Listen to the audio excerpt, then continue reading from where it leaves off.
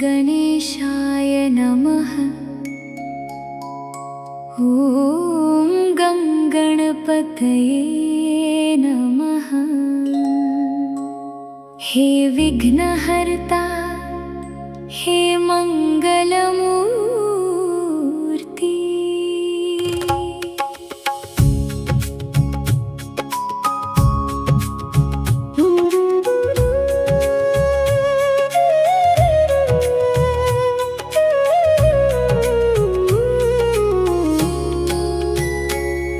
गजाननं महाकायं भक्तानुग्रहकारकं विघ्नानाशकं देवं वन्दे सिद्धिविनायकम्। एकदन्तं महाबुद्धिं सर्वकार्येषु सिद्धिदं करुणासागरं देवं नमामि गणनायकम्। वक्रतुण्डं विशालाक्षं शान्तं चन्द्रसप्रभं मङ्गलानां प्रदातारं प्रणमामि गणेश्वरम्। लम्बोदरं महावीरं मोदकप्रियदर्शनं भक्तानां हितकर्तारं ध्यायामि गणनायकम्। सिद्धिबुद्धिसमायुक्तं ज्ञानदीपप्रकाशकम् अज्ञानतिमिरध्वंसं वन्दे विघ्नविनाशनम्। पार्वतीतनयं देवं शिवपुत्रं विनायकं सर्वलोकहितं नित्यं भजामि गणनायकम्। रक्तवर्णं प्रसन्नास्यं पाशाङ्कुशधरं प्रभुम् अभयं वरदं देवं नमामि भक्तवत्सलम्। यस्य स्मरणमात्रेण शान्तिर्भवति मानसे तं गणेशं महादेवं हृदि नित्यं स्मराम्यहम्। सर्वविघ्नप्रशमनं सर्वसिद्धिप्रदायकं सर्वमङ्गलदातारं वन्दे देवमुमासुतम्। बुद्धिं मे देहि देवेश ज्ञानं मे देहि विघ्नहन् शक्तिं मे देहि नित्यं च कार्येषु विजयप्रदम्।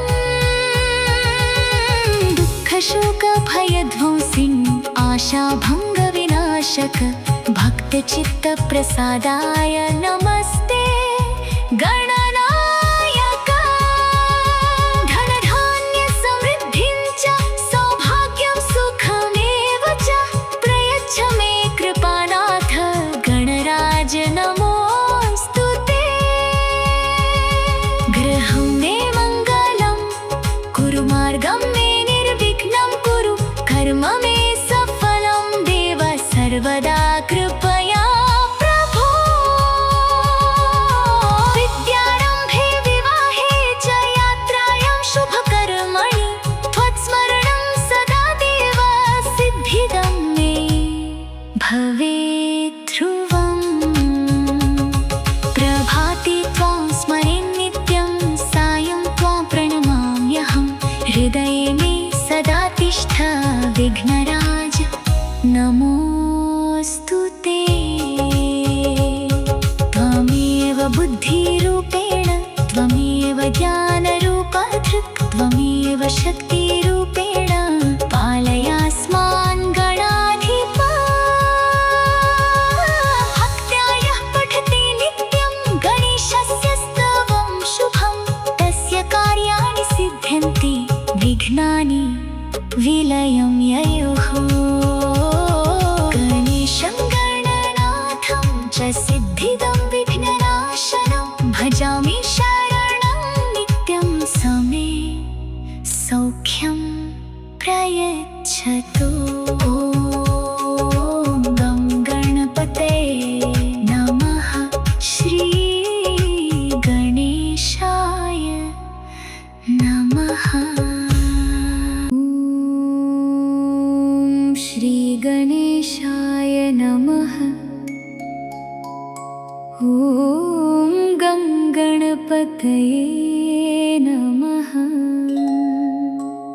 हे विघ्नहर्ता हे मंगलमूर्ति।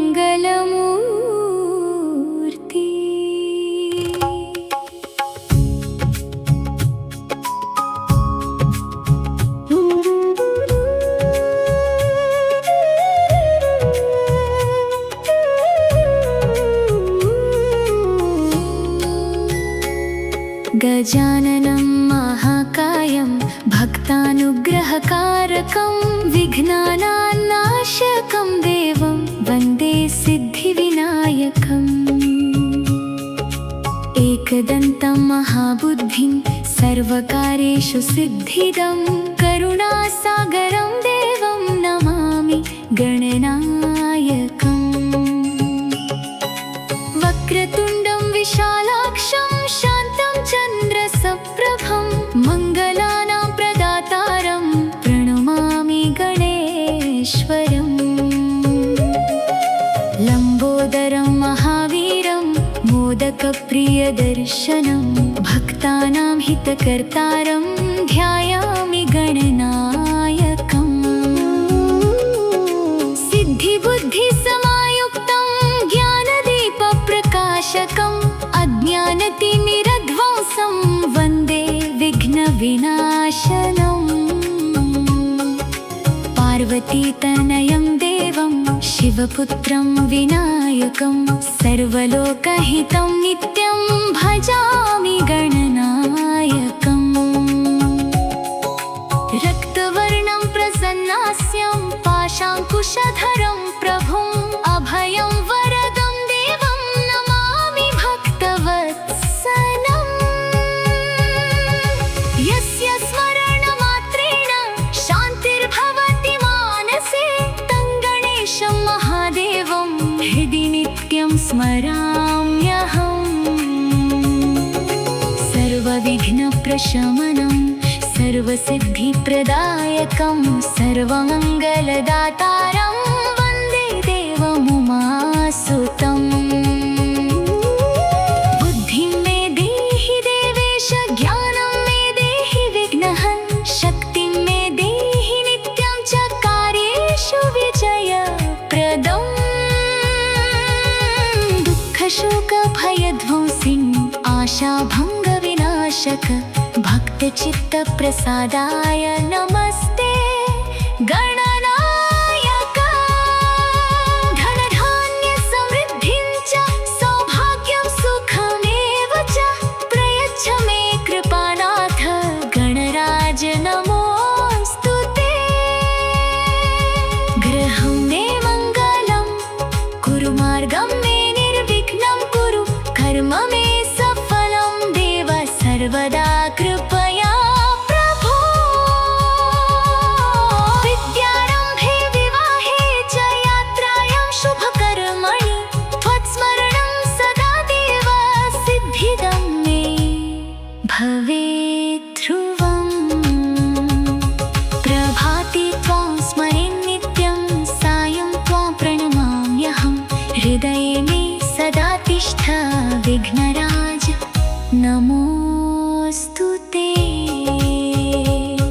त्वमेव बुद्धिरूपेण त्वमेव ज्ञानरूपधृक् त्वमेव शक्तिरूपेण पालयास्मान् गणाधिप।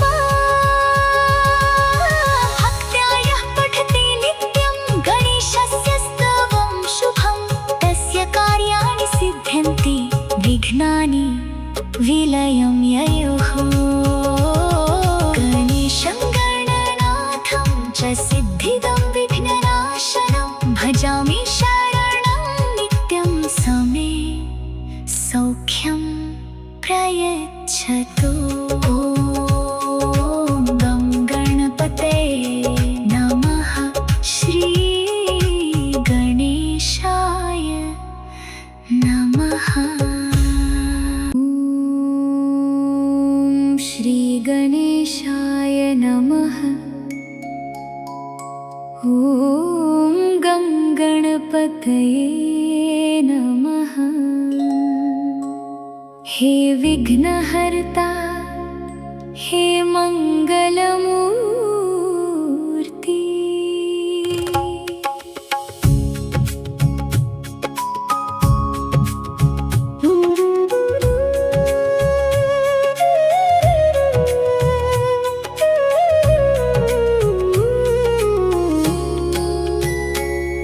गजाननं महाकायं भक्तानुग्रहकारकं विघ्नानान्नाशकं देवं वन्दे सिद्धिविनायकम्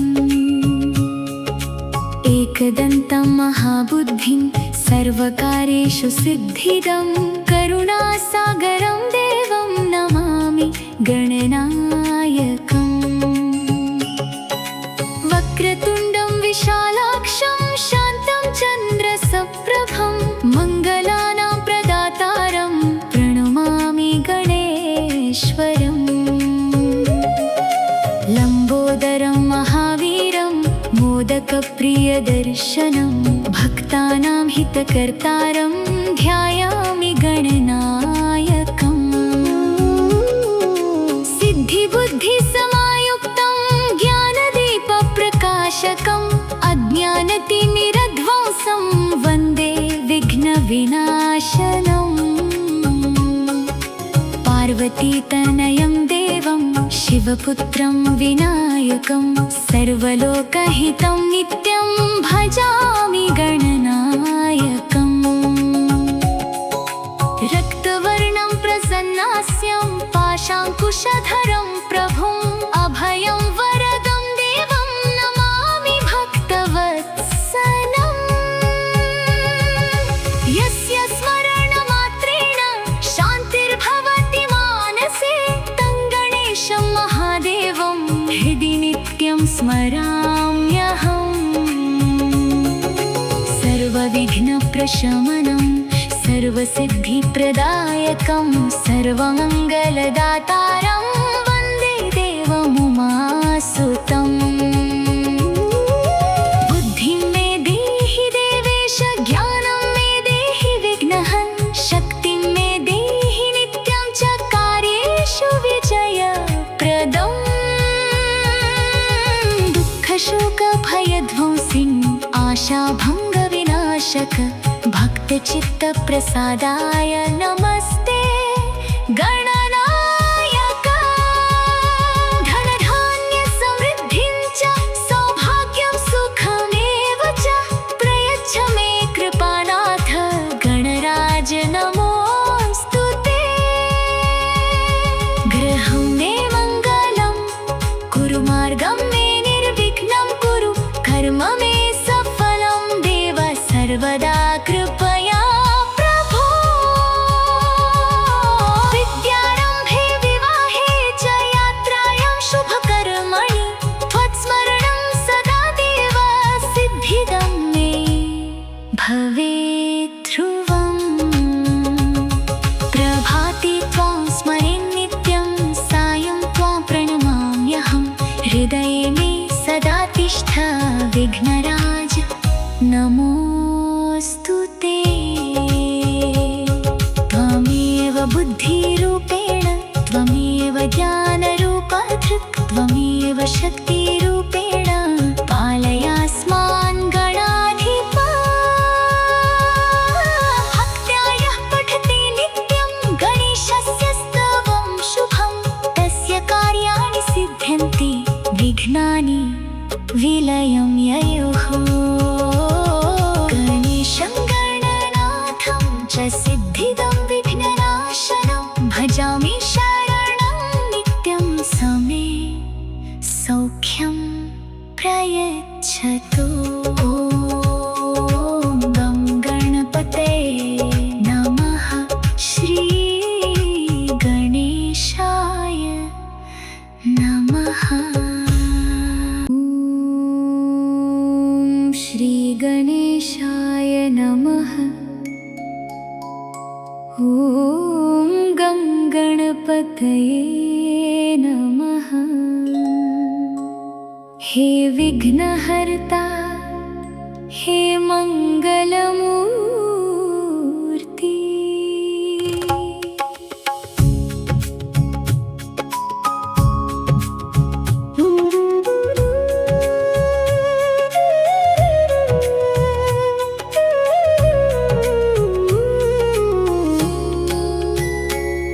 गजाननं महाकायं भक्तानुग्रहकारकं विघ्नानान्नाशकं देवं वन्दे सिद्धिविनायकम् एकदन्तं महाबुद्धिं सर्वकार्येषु सिद्धिदं करुणासागरं देवं नमामि गणनायकम् वक्रतुण्डं विशालाक्षं शान्तं चन्द्रसप्रभं मङ्गलानां प्रदातारं प्रणमामि गणेश्वरम् लम्बोदरं महावीरं मोदकप्रियदर्शनं भक्तानां हितकर्तारं ध्यायामि गणनायकम् सिद्धिबुद्धिसमायुक्तं ज्ञानदीपप्रकाशकम् अज्ञानतिमिरध्वंसं वन्दे विघ्नविनाशनम् पार्वतीतनयं देवं शिवपुत्रं विनायकं सर्वलोकहितं नित्यं भजामि गणनायकम् रक्तवर्णं प्रसन्नास्यं पाशाङ्कुशधरं प्रभुम् अभयं वरदं देवं नमामि भक्तवत्सलम् यस्य स्मरणमात्रेण शान्तिर्भवति मानसे तं गणेशं महादेवं हृदि नित्यं स्मराम्यहम् सर्वविघ्नप्रशमनं सर्वसिद्धिप्रदायकं सर्वमङ्गलदातारं वन्दे देवमुमासुतम् बुद्धिं मे देहि देवेश ज्ञानं मे देहि विघ्नहन् शक्तिं मे देहि नित्यं च कार्येषु विजयप्रदम् दुःखशोकभयध्वंसिन् आशाभङ्गविनाशक भक्तचित्तप्रसादाय नमस्ते गणनायक धनधान्यसमृद्धिं च सौभाग्यं सुखमेव च प्रयच्छ मे कृपानाथ गणराज नमोऽस्तु ते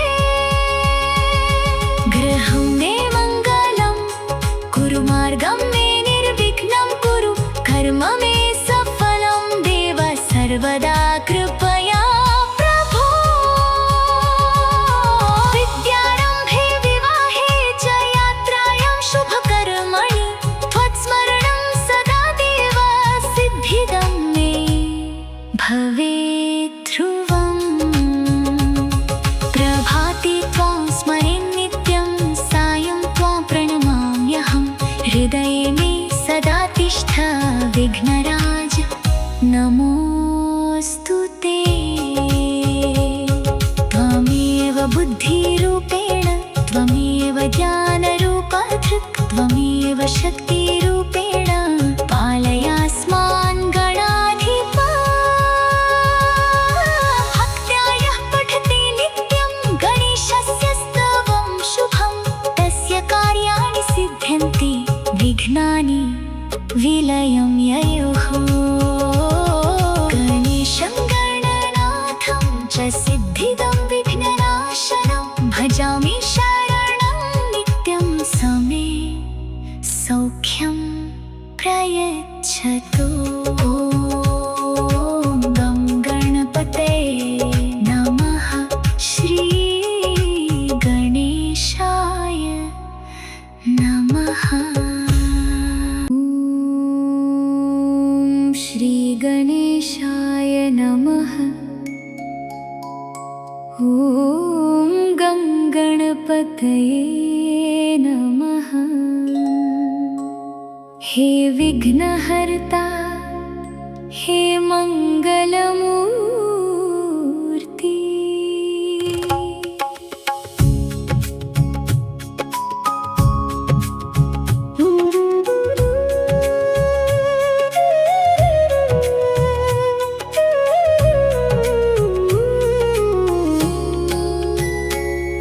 गजाननं महाकायं भक्तानुग्रहकारकं विघ्नानाशकं देवं वन्दे सिद्धिविनायकम्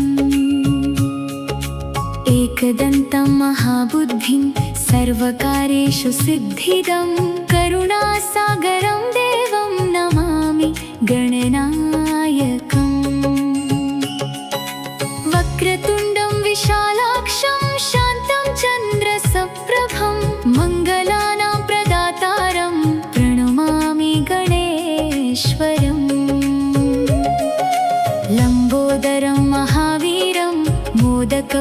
प्रियदर्शनं भक्तानां हितकर्तारं ध्यायामि गणनायकम् सिद्धिबुद्धिसमायुक्तं ज्ञानदीपप्रकाशकम् अज्ञानतिमिरध्वंसं वन्दे विघ्नविनाशनम् पार्वतीतनयं देवं शिवपुत्रं विनायकं सर्वलोकहितं नित्यं भजामि गणनायकम् रक्तवर्णं प्रसन्नास्यं पाशाङ्कुशधरं प्रभुम् अभयं वरदं देवं नमामि भक्तवत्सलम्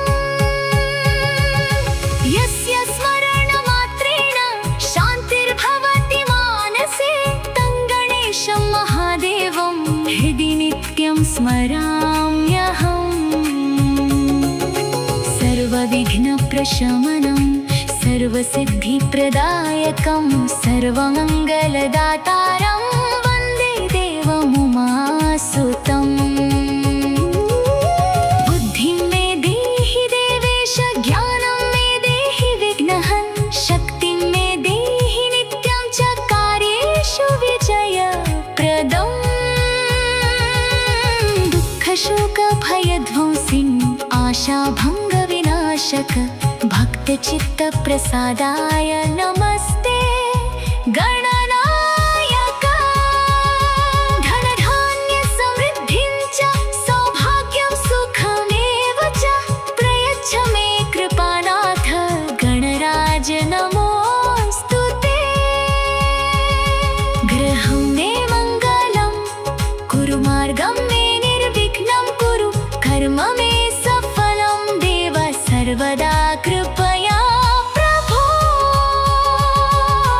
विद्यारम्भे विवाहे च यात्रायां शुभकर्मणि त्वत्स्मरणं सदा देव सिद्धिदं मे भवेत् ध्रुवम् प्रभाते त्वां स्मरे नित्यं सायं त्वां प्रणमाम्यहं हृदये मे सदा तिष्ठ विघ्नराज नमोऽस्तु ते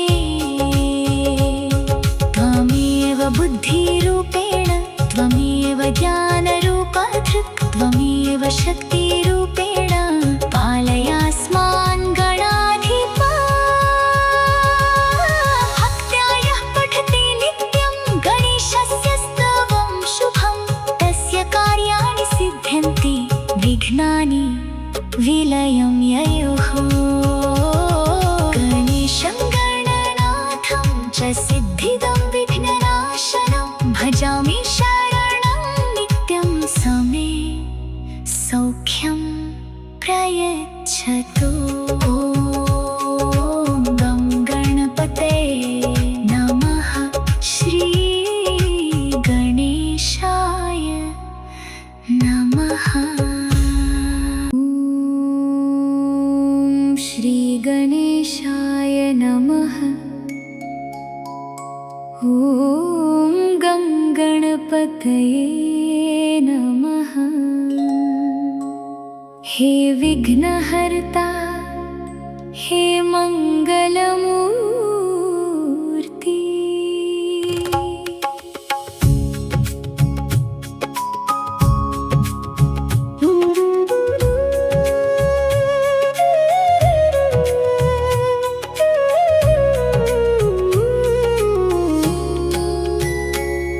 गजाननं महाकायं भक्तानुग्रहकारकं विघ्नानाशकं देवं वन्दे सिद्धिविनायकम् एकदन्तं महाबुद्धिं सर्वकार्येषु सिद्धिदं करुणासागरं देवं नमामि गणनायकम् वक्रतुण्डं विशालाक्षं शान्तं चन्द्रसप्रभं मङ्गलानां प्रदातारं प्रणमामि गणेश्वरम् लम्बोदरं महावीरं मोदकप्रियदर्शनं भक्तानां हितकर्तारं ध्यायामि गणनायकम्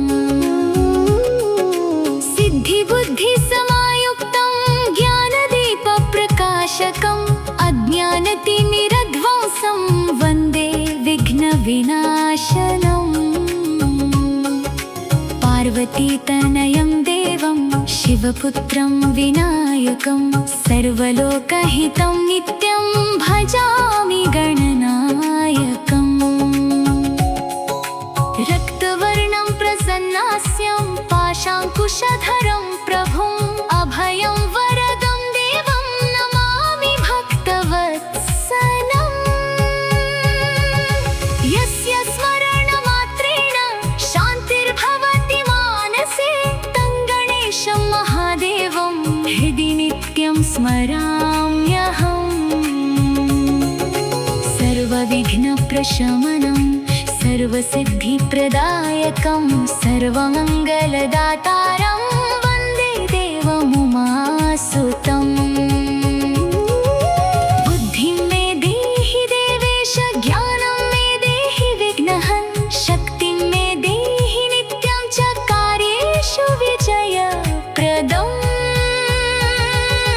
दुःखशोकभयध्वंसिन् आशाभङ्गविनाशक भक्तचित्तप्रसादाय नमस्ते गणनायक धनधान्यसमृद्धिं च सौभाग्यं सुखमेव च प्रयच्छ मे कृपानाथ गणराज नमोऽस्तु ते गृहं मे मङ्गलं कुरु मार्गं मे निर्विघ्नं कुरु कर्म मे सफलं देव सर्वदा कृपया प्रभो विद्यारम्भे विवाहे च यात्रायां शुभकर्मणि त्वत्स्मरणं सदा देव सिद्धिदं मे भवेत् ध्रुवम् प्रभाते त्वां स्मरे नित्यं सायं त्वां प्रणमाम्यहं हृदये मे सदा तिष्ठ विघ्नराज नमोऽस्तु ते